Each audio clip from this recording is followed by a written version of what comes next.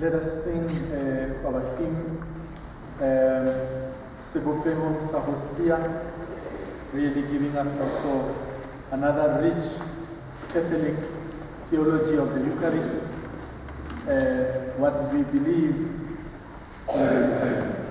As we sing this song, Sebopehom sa Hostia, we ask parish leaders to bring the list and to present it to the bishop, and then we'll conclude with benediction.